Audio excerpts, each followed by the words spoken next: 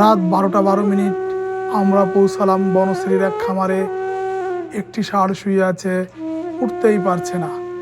আর একটু দেরি হলে হয়তো বাঁচানো যেত না। আর জিঙ্কটা হচ্ছে সারের জন্য দেখেন ডাক্তার কত বড় ডাক্তার, সারের জন্য ক্যালপ্লেক্স ওর নাকি ক্যালসিয়াম শর্ট হয়ে গেছে, আর বুঝেন সারের ক্যালসিয়াম শর্ট হয়েছে। দেখেন ডাক্তারই দেখেন এটা হচ্ছে ওই যাও খাওয়াইতে বলছিল স্যার, সিরিজটা মনে হয় শেষ হয়ে গেছে আজকে। তো ওই যাওয়ের কারণে গরুটাকে ধরছে, এলাকার ওই ডাক্তার বলতেছে যাও দিতে আছে ভাই। কিন্তু এটা রাতে ভাই মাজিদ ভাই চাল খাওয়াইছে, চাল খাওয়া ফুড পয়জনিং হয়েছে। তো যেহেতু পেট থেকে সব বেরোইছে, মানে সে বেঁচে গেল। যদি এরকম থাকতো আর বেরোতে পারতো না, তাহলে মারা যেত। আলহামদুলিল্লাহ বাঁচবে না, ট্রেন বাড়ি ভালো হয়ে যাবে। গন্ধ ছিল না আগে, বেশি কমে গেছে গন্ধ। হ্যাঁ এখন গন্ধ নাই। টর্চটা ধরেন আতিক ভাই, মাজিদ ভাই টর্চটা ধরেন।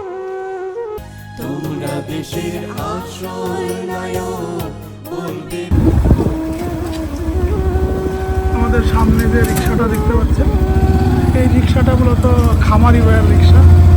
রাতের বেলায় তার গরু সমস্যা, তিনি এসেছেন রিক্সা নিয়ে আমাদেরকে। আমরা এই যে আমাদের মেহেদি স্যার মোটরসাইকেল চালাচ্ছেন, আমি পিছনে বসা, যাচ্ছি খামারি ভাইয়ের খামারে গরু দেখতে। গতকাল রাত 12:12 আমরা রাজধানী ঢাকার বনশ্রীর একটি খামারে পৌঁছাই। তো নাই যে ওষুধ কি আনতে দেখে, আপনি যেগুলো লিখে দিচ্ছেন বাবা গরুটা ওঠাও তো দেখি। খুলো, দেখো খুলো, ওষুধ খুলো। গিয়ে দেখি একটি ষাঁড় গরু মাটিতে শুয়ে আছে, তাকে কোনোভাবেই উঠানো যাচ্ছে না। পরিস্থিতি এতটাই খারাপ ছিল, যদি আমরা এই রাতে না আসতাম গরুটিকে হয়তো বাঁচানো যেত না। ডাক্তার মেহেদির নির্দেশনায় অনেক কষ্টে গরুটিকে উঠিয়ে দাঁড় করানো হলো। দেখছেন, এরপর শুরু হয় চিকিৎসা। ইঞ্জেকশন দেয়া হলো, স্যালাইন দেয়া হলো। কিছুক্ষণের মধ্যেই গরুটির পাতলা গোবর যা ছিল অসুস্থতার একটা বড় লক্ষণ। তো ওই যাওয়ের কারণে গরুটাকে ধরছে, এলাকার ওই ডাক্তার বলতেছে যাও দিতে আছে ভাই। কিন্তু এটা রাতে ভাই মাজিদ ভাই চাল খাওয়াইছে, চাল খাওয়া ফুড পয়জনিং হয়েছে। তো যেহেতু পেট থেকে সব বেরোইছে, মানে সে বেঁচে গেল। যদি এরকম থাকতো আর বেরোতে পারতো না, তাহলে মারা যেত। আলহামদুলিল্লাহ বাঁচবে না, ট্রেন বাড়ি ভালো হয়ে যাবে আর কি। গন্ধ ছিল না আগে, বেশি কমে গেছে গন্ধ। হ্যাঁ এখন গন্ধ নাই। টর্চটা ধরেন আতিক ভাই, মাজিদ ভাই টর্চটা ধরেন।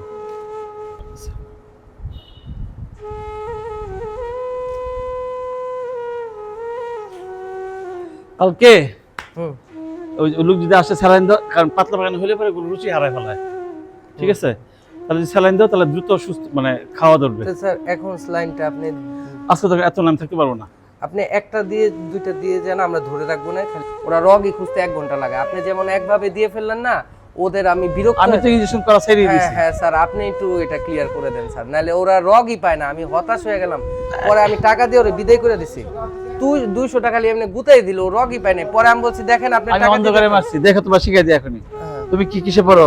আমি বিবিএ পড়তেছি স্যার। আচ্ছা, তোমাকে এখন শিখাই দিই। হ্যাঁ, ইনজেকশন করবো তো, একদম শিখাই দিচ্ছি এখনই। ওরা দুর্বল হয়ে গেছে একদম, স্বাস্থ্য ভাঙছে। 3 দিন না খাওয়া। বান্ধব তার কিছু হবে না। হ্যাঁ, এই যে তো এনে ফুলছে, মানলেই হবে, পাওয়া যাবে। দেখো এনে আসো, এই যে ফুলে গেছে রব, দেখছো? এই যে রব, এই মাল্লি ফুল, মাল্লিকা ফুল। হ্যাঁ, রক্ত আসছে না? হ্যাঁ। শুইতে গেলে কি করবা?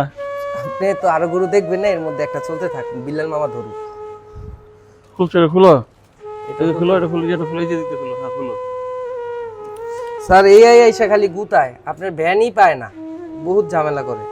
এজন্য আমি আপনার অপেক্ষায় ছিলাম।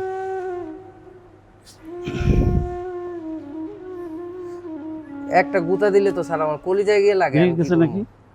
যাচ্ছে? হ্যাঁ। কই যাচ্ছে নাকি? আবু লাইটটা তো জানা পরে নেন।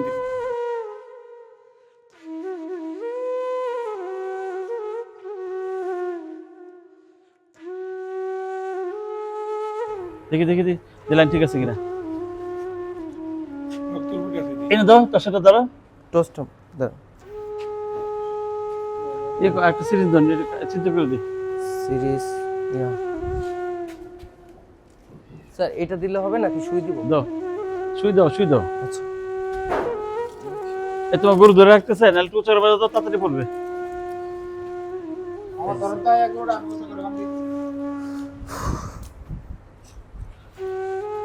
জানলাম।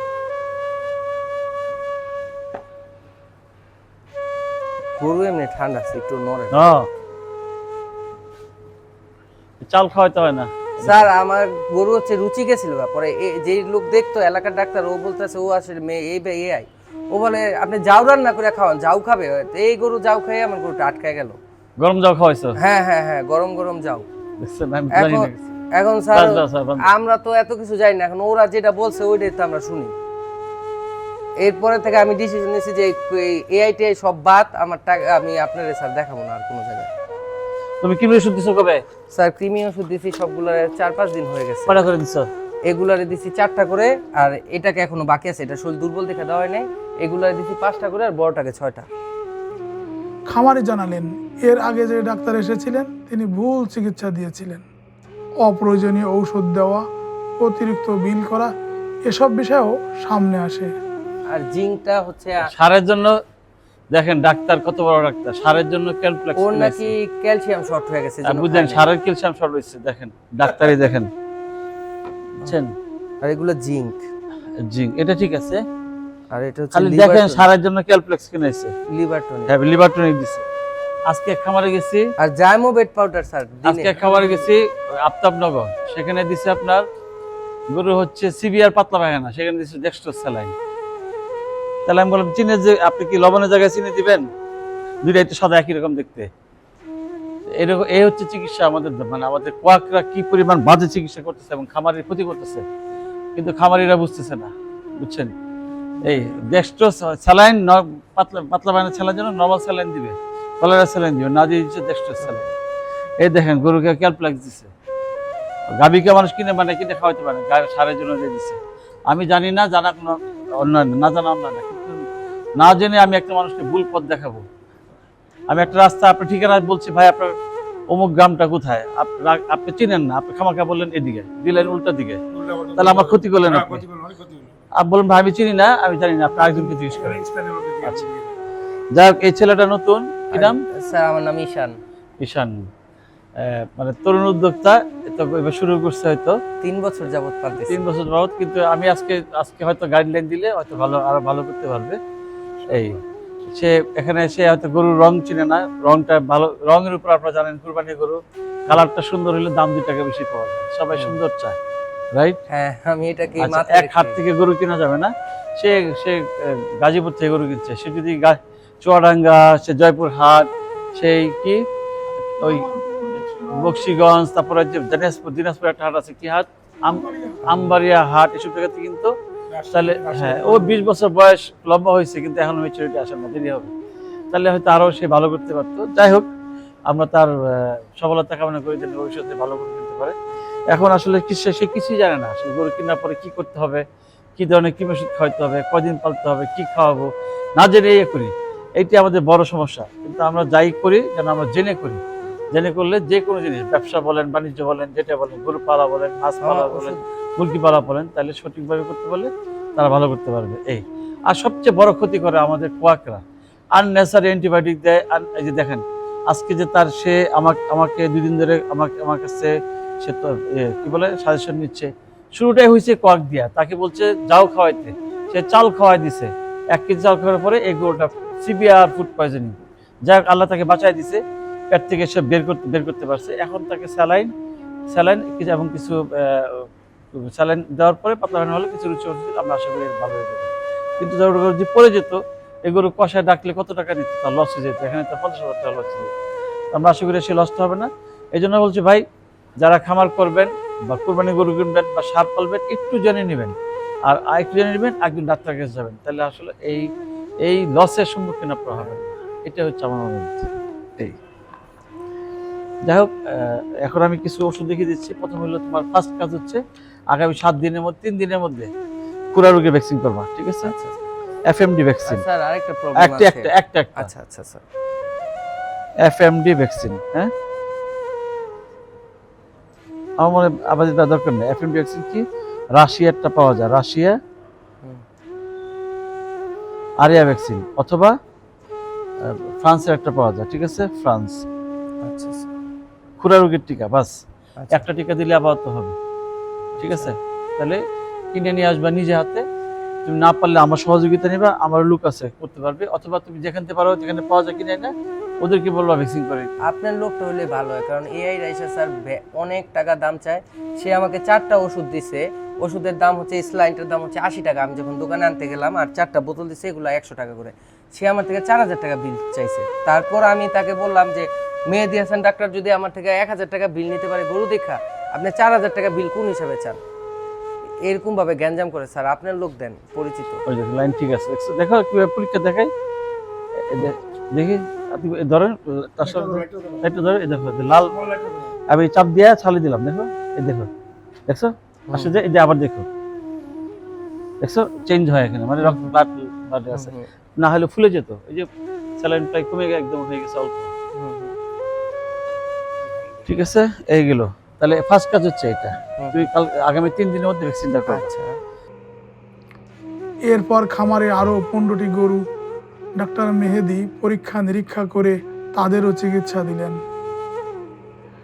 ডাক্তার মেহেদি খামারিকে সঠিক দিক নির্দেশনা দেন কিভাবে গরুগুলো সুস্থ রাখা যায়। এই 4টা গরু খামারি বাবা জানান এই খামার নিয়ে তারা অনেক আশাবাদী।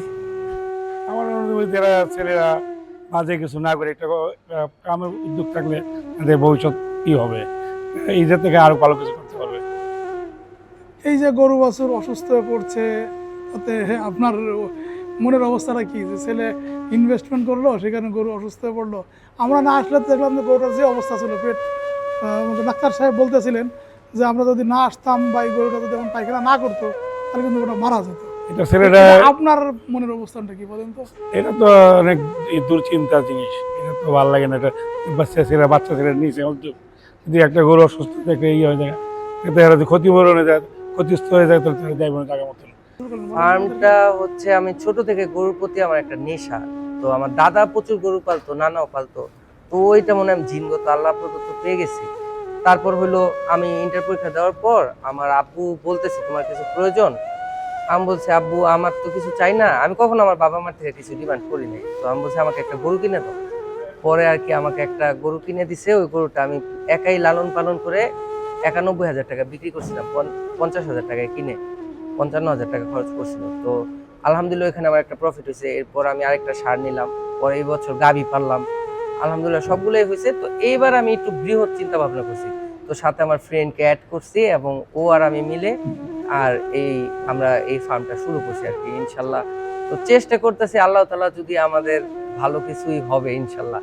যেহেতু আমাদের গরুগুলো আমরা কালারকে অনেক প্রায়োরিটি দিছি, সৌন্দর্যকে প্রায়োরিটি দিছি, গরুগুলার আর ভালো খাবার দিতেছি, তো ইনশাল্লাহ তো আমাদের গরুগুলো ভালো দামে আমরা সেল করতে পারবো। ধরেন ঢাকায় আপনার মতন অনেকেই গরু লালন পালন করবে, অন্যের গরু না কিনে আপনার গরু কেন কিনবো? আমার গরু কিনবে, আমার আশেপাশে আপনি দেখতেছেন এটা একটা কমার্শিয়াল এরিয়া, চতুর্দিকে বিল্ডিং। তারা বিল্ডিং থেকে তাকাইলে দেখতে পারতেছে আমি শুধু কুড়ার ভুসি, এখানে অন্য আইটেম আমি দিচ্ছি না। আর আমার গরুগুলাকে আমি একদম অর্গানিক ভাবে বড় করতেছি। তো মানুষ অনেক দূর থেকে গরু আনলো, ওই গরু কোনো রাখার একটা সমস্যা আছে ঢাকাতে, আপনি এটা জানেন ভালো করে। তো আমার ফার্মে গরু কিনলে কি হবে, ওনারা 4 দিন রাতে এখান থেকে নিয়ে যাবে, চাইলে ঈদের দিন সকালে। ইভেন আমার গরু এর আগে যেগুলো বিক্রি করছি, আপনার একটা বড় বিষয় বলে আপনি মজা পাবেন, মানুষের গরু দেখবেন আপনি কেনার পরে হাইটা নিয়ে যেতে চায় না, গরু এমন এমন করে। আমার গরু ছোট্ট একটা গরু, 91,000 টাকার গরু, 5 জন মানুষকে ঠেল্লা ফালাই দিয়ে সে দৌড়াইছে। তো আমার গরুর কথা বলবে তার এনার্জি, এই একটা গরু আপনি ছাইরা বাইরে নিতে পারবেন না, আল্লাহর রহমতে আপনাকে ভাঙা চুরা ফালাই দিবে। তো আমার গরুর শরীরে তার বৈশিষ্ট্য। আর আমি আমার কাস্টমারদের বলবো, আপনারা যারা মাংস গোস্ত এগুলো হিসাব করেন, আমি ওই হিসাবে গরু কিনিও নাই, আমি ওই হিসাবে গরু বিক্রি করবো না, আমি সৌন্দর্যকে প্রায়োরিটি দিছি। তো আমার সুন্দর গরু আপনাদের সুন্দর দামে কিনতে হবে, অবশ্যই আপনাদের বাজেটের মধ্যে আমি দিব। আমি ওই আন্দাজ ছাড়া দামও বলবো না, আন্দাজ ছাড়া হাটের মতো কারবারও করবো না। আমি অল্প টাকা যাবো, অল্প টাকার মধ্যে গরু বিক্রি করবো, ইনশাল্লাহ আপনারা সবাই আসবেন নিতে। আসসালামু আলাইকুম। খামারি স্থানীয়দের আহ্বান জানান কুরবানির জন্য তাদের খামার থেকে গরু কেনার। আপনার মতে ভুল চিকিৎসার কারণে কত বড় ক্ষতি হতে পারে, কমেন্টে জানান।